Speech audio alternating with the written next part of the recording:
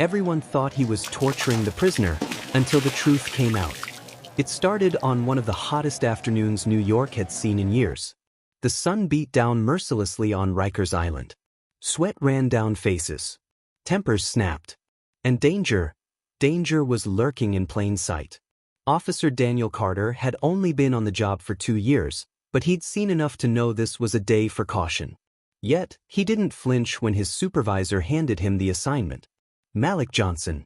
You're on him today," the supervisor said. "Don't touch him. Just keep your distance."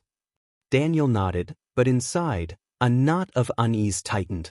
Malik Johnson, the man everyone called a ticking time bomb. The inmate no one wanted to deal with.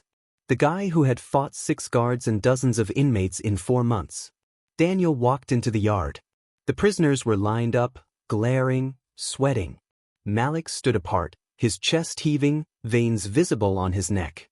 Even from 10 feet away, Daniel could see he was struggling. "Hey," Daniel called. "You good?" Malik didn't answer. He never did. Seconds later, Daniel saw it. A twitch. A stumble. Then, Malik collapsed. Face first into the dirt. Time slowed for a split second. Then chaos erupted. "Inmate down," shouted a guard from the tower. Everyone froze. Everyone stepped back. Everyone, except Daniel. Rules said wait for backup. Rules said don't touch a prisoner alone. But rules didn't matter right now. Daniel sprinted forward. He dropped to his knees beside Malik.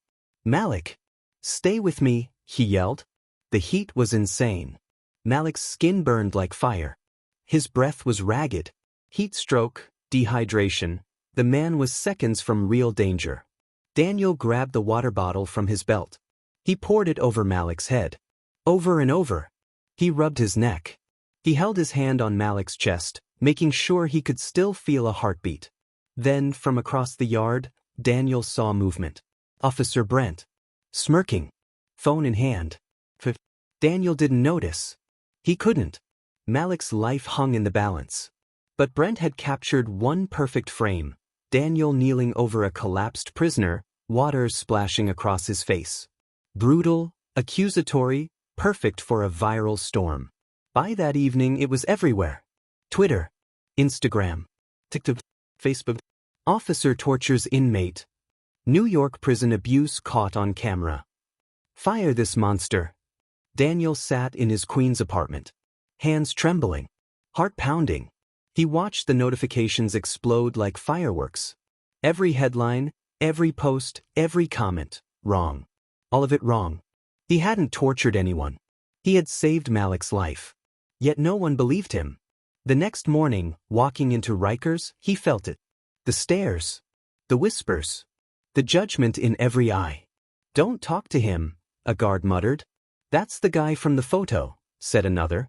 "Hope they fire him," someone else hissed. And the calls kept coming. Reporters, activists, lawyers. Everyone wanted a piece of Daniel. Everyone assumed the worst. Even the prison director looked at him like he'd lost his mind. "You disobeyed protocol," the director snapped. "You touched an inmate without backup." "I saved him," Daniel said, calm but firm. "That doesn't matter. The world thinks you abused him. Until we review the footage, you're suspended." Suspended. Daniel felt his stomach drop. He had risked everything, career, reputation, even safety, to save a man's life. And the world called him a monster. But there was one thing the world didn't know. Security cameras had caught every second. Every movement. Every splash of water. Every urgent shout. And while social media roared with lies, the truth waited quietly. Hours later, near midnight, the prison uploaded the footage. Full, unedited, raw. The world watched. Malik collapsing. Daniel sprinting. Pouring water. Calling medical. Staying by his side. Keeping him alive. No abuse. No torture. Just a man risking everything to save another. The narrative flipped instantly. "Oh my God, he saved him. We were wrong. This officer is a hero. Where's Officer Brent? Fire him instead." Daniel exhaled for the first time in days. Relief washed over him. But someone else had seen the video too. Malik. For the first time in years, Malik felt something unfamiliar. Gratitude. Shame. Because for once, someone actually cared. And when Daniel returned to the prison the next morning, cleared of all accusations, Malik was waiting at the end of the hallway, standing there, watching him. And this time, Malik wanted to talk. Malik stood at the end of the hallway, silent, eyes fixed on Daniel. No one had ever looked at him like that before, like he actually mattered. Daniel paused, unsure. "Malik," he said cautiously. The man took a slow step forward. "I saw the video," Malik said, voice low. "You saved me." Daniel swallowed. He had expected anger, hostility, not gratitude. "I didn't do it for thanks," Daniel said. "I did it because no one else would." Malik's gaze dropped. He looked ashamed, embarrassed. But there was something else too, something fragile. Something Daniel had never seen in him before. "Nobody's ever helped me like that," Malik admitted. "Not even my own family. Not even anyone in this prison. And people, they all hated you. They thought you were the monster. And they were wrong." Daniel nodded, stepping closer. "Malik, I don't care what the world says. Today, I only cared about keeping you alive. That's it. If you are enjoying the story, please like and subscribe." Malik's eyes glistened. He looked down at his hands, rough, scarred, hands that had caused so much trouble before.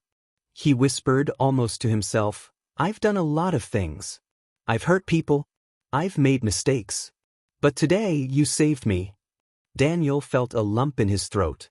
This wasn't part of the protocol. This wasn't something they taught at the academy. This was human. "Then let's start over," Daniel said.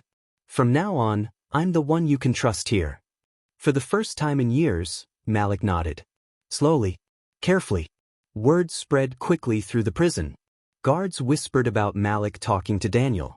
Inmates noticed a change. The man who once scared everyone now looked different. Less angry. Less untouchable. Daniel didn't force it. He didn't lecture. He just stayed consistent, patrolled the yard, checked on Malik during meals, made sure he was hydrated, made sure he was seen as safe. And slowly, Malik began to change. No more fights. No more threats. He listened. He talked about regrets, about family he'd lost, choices he wished he could undo. And Daniel listened. The viral video had done more than clear Daniel's name. It had opened a door for Malik. A door he hadn't had the courage, or trust, to open in years. Outside the prison, the world was still buzzing. News anchors praised Daniel for bravery. Social media users shared the footage, tagging friends, calling it a lesson for everyone. Headlines like, "Officer becomes national hero after viral prison rescue." "Never judge a situation you don't understand." Daniel Carter, the man who saved a life and changed one forever. People were inspired. People were angry at the initial rush to judgment. But most importantly, they learned something simple, something real. Not everything is as it seems. Back in Rikers, Daniel and Malik had a routine. "Water?" Daniel asked, offering a bottle. Malik chuckled softly. Thanks." It was ordinary. But ordinary moments had become extraordinary. For Malik, trust had never come easily. For Daniel, doing the right thing had never felt this rewarding. Weeks passed. Malik became calmer. Other guards noticed. He stopped fighting. He even helped newer inmates avoid trouble. Daniel didn't say it aloud, but he felt proud. Not for recognition, but because he had helped someone see a better path. One afternoon, Daniel stood in the yard, watching Malik carry a bucket of water across the sun-soaked concrete. Malik paused, glanced at him, and gave a small nod. No words. Just acknowledgement. Daniel smiled. In that instant, the chaos of social media, the hatred, the rumors, it all faded. What remained was simple, human, undeniable, a life-saver, trust built, and respect earned. And the lesson spread, not just online, not just in headlines, but in small ways. Never judge what you don't understand. Never assume the worst. And sometimes, the hero isn't the one with the loudest voice or the flashiest headlines. Sometimes, The hero is just a person willing to act when it matters most. Daniel had acted. Malik had survived. And the world, finally, saw the truth. Please subscribe and turn on the bell so that you will get notified when a new story drops same time tomorrow.